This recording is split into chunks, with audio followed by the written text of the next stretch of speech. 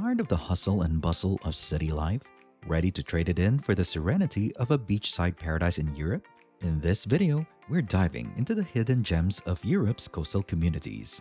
From the chaos of metropolitan cities like Barcelona and Lisbon to the serene charm of beach towns, we're exploring the best places to live without the big city stress. If you're craving a slower pace, breathtaking views, and a closer connection to local life and culture, this video is your ultimate guide.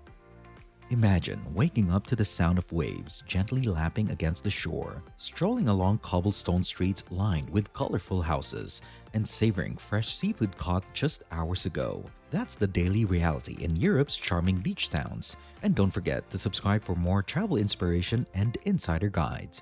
Whether you're seeking solitude or community, Europe's coastal towns offer something for everyone. At number 10, we have Ouro Preto.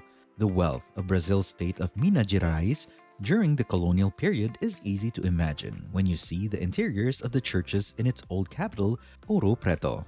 Entire walls are covered in gold, which, along with diamonds, flowed from the mines surrounding the city in the 17th and 18th centuries.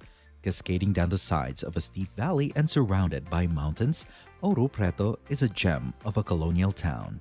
Its steep, narrow streets and mountainous setting captivating for tourists today didn't suit the needs of a growing provincial capital. As a result, the government moved to the newly built capital of Belo Horizonte, leaving Ouro Preto like a time capsule from its golden era. The 17th century Baroque and Rococo churches of São Francisco de Assisi and Matriz de Nossa Senhora do Pilar are among the best examples of the period's architecture. However, the entire town is so rich in colonial structures that Ouro Preto has been named a UNESCO World Heritage Site. The steep streets, so precipitous in places that they turn into stairways, are lined with gracious colonial mansions. Next up at number 9 is Salvador's Pelourinho, the historic heart of Brazil's former colonial capital. Known for its exceptional collection of 17th and 18th century colonial buildings, this area has been designated a UNESCO World Heritage Site. The old quarter called Pelourinho is home to Salvador's most stunning churches and monasteries. One of the most magnificent churches in the city is São Francisco, constructed in the early 1700s. Its interiors are adorned with intricate carvings covered in gold, creating a breathtaking sight. In the choir and cloister, you can find excellent examples of Portuguese-style panels known as azulejos. This was the friars' church, and right next to it is the Church of Franciscan Third Order. It's impossible to miss its lavishly carved facade, filled with statues and intricate decorations. At number 8, we have Brasilia's modernist architecture. Brazil's new capital, Brasilia, was carved out of the wilderness and completed in less than 3 years, replacing Rio de Janeiro as the country's capital in 1960. The ambitious plan by Lúcio Costa and Oscar Niemeyer became a showcase of city planning and avant-garde architecture. It remains one of the few cities in the world that represents a completed plan with a single architectural concept. Unlike typical cities, Brasilia lacks a conventional mix of residential and business districts. Instead, the entire governmental section consists of major architectural highlights, which are the city's main tourist attractions. Some of the most striking buildings around the Praça dos Três Poderes, including the Presidential Palace, the Supreme Court, and the two contrasting Congress buildings. Nearby are the Historical Museum of Brasilia and the Panteão de Pátria designed by Oscar Niemeyer. One of Niemeyer's most famous buildings in the city is the circular Cathedral Metropolitana Nossa Senhora Aparecida, with its curved concrete columns supporting a glass roof. Another of Niemeyer's landmark works is the Palácio de Itamaraty, surrounded by beautiful gardens designed by Brazilian landscape architect Huberto Bulli Marx, who collaborated with Niemeyer on several projects throughout Brazil. At number 7, we delve into the wonders of the Amazon rainforests. Just 20 kilometers southeast of Manaus, the dark waters of Rio Negro meet the light, muddy waters of the Rio Solimões flowing side by side for about 6 kilometers before merging into the Amazon River. Boat trips from Manaus take you to this fascinating point, known as the Encontro das Águas, or meeting of the waters. Other boat trips venture into the heart of the rainforests, navigating the intricate network of rivers, channels, and lakes formed by these three rivers. In the Rio Negro, the Anavilhanas archipelago features lakes, streams, and flooded forests, offering a full cross-section of the Amazonian ecosystem. On a boat trip here, you can encounter diverse wildlife, including monkeys, sloths, parrots, toucans, caimans, turtles, and more. Close to Manaus, the 688-hectare January Ecological Park offers a variety of ecosystems to explore by boat along its narrow waterways. One of the park's lakes is entirely covered with giant water lilies, found only in the Amazon region. While in Manaus, don't miss the famous Teatro Amazonas, an Italian Renaissance-style opera house designed to establish Manaus as one of the South America's great cultural centers. Next up, at number 6, we have Ipanema.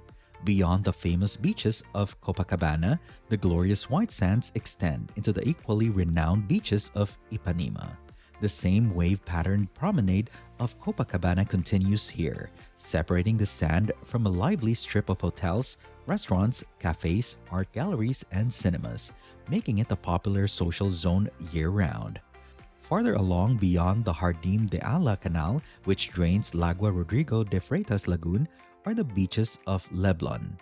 With more locals and fewer tourists, these beaches are family favorites. Sundays are particularly busy with an antiques market at Plaza General Osorio and the Feira Hippie de Ipanema bustling with music, art, handicrafts, and street food. The waves at Ipanema and Leblon can be strong and unpredictable, so it's wise to be cautious where you swim. Follow the locals and avoid areas where no one else is swimming. If you're into surfing, head to the stretch between Copacabana and Ipanema, where surfers often gather to catch the waves. At number 5, we have Carnival in Rio de Janeiro. Few spectacles match Rio's pre-Lenten Carnival extravaganza for its color, sound, action, and exuberance.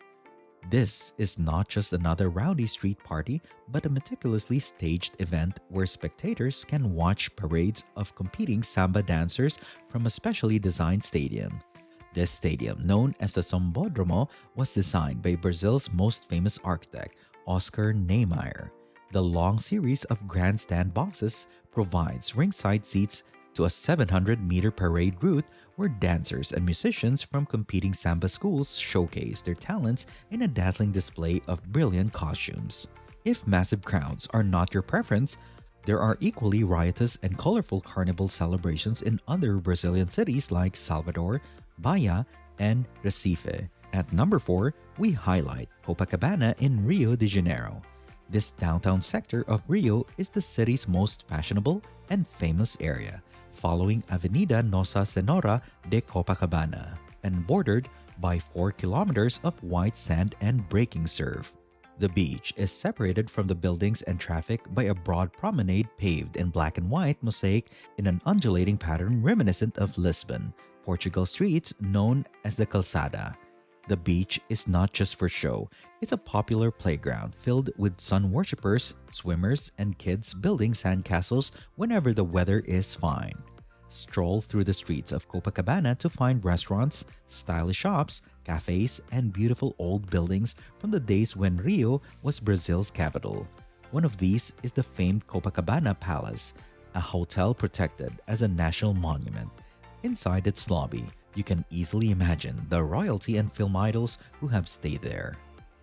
At number 3, we present the breathtaking Iguaçu Falls, located at the junction where Brazil, Paraguay, and Argentina meet. The Iguaçu River drops dramatically in a semicircle of 247 waterfalls that thunder down into the gorge below. Just above the falls, the river narrows to a quarter of its usual width, increasing the water's force. Some of the falls are over 100 meters high and spread across such a wide area that it's impossible to see all of them at once. However, you get the broadest panorama from the Brazilian side. Catwalks and a tower offer different perspectives, and one bridge reaches all the way to one of the largest falls, the Garganta do Diablo, Devil's Throat. You can also cross the Argentinian side for closer views from catwalks that extend further into the center of the falls. The two sides provide different perspectives and views, so most tourists plan to experience both. The falls are protected by the UNESCO-acclaimed Iguaçu National Park, where subtropical rainforests are home to more than 1,000 species of birds and mammals including deer, otters, ocelots, and capybaras. At number 2, we have the iconic Sugarloaf Mountain, an easily recognized emblem of Rio de Janeiro.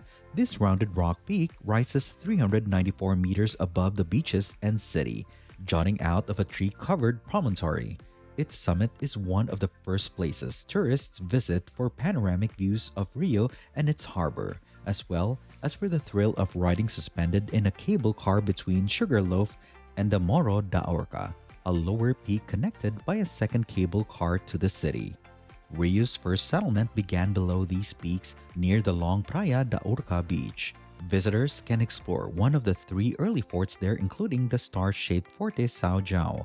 The combination of stunning views and historical significance makes Sugarloaf a must-visit destination in Rio de Janeiro.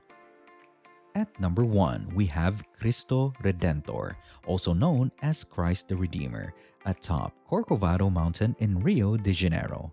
With its arms outstretched 28 meters as if to encompass all of humanity, this colossal Art Deco statue gazes out over Rio de Janeiro and the bay from the summit of Corcovado, standing at 709 meters above sea level. This iconic monument is part of the Tijuca National Park, and the rack railway climbs 3.5 kilometers to its top, where a broad plaza surrounds the statue.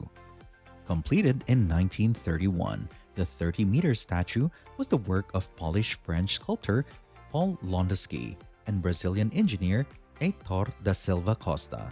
It is constructed of reinforced concrete and soapstone.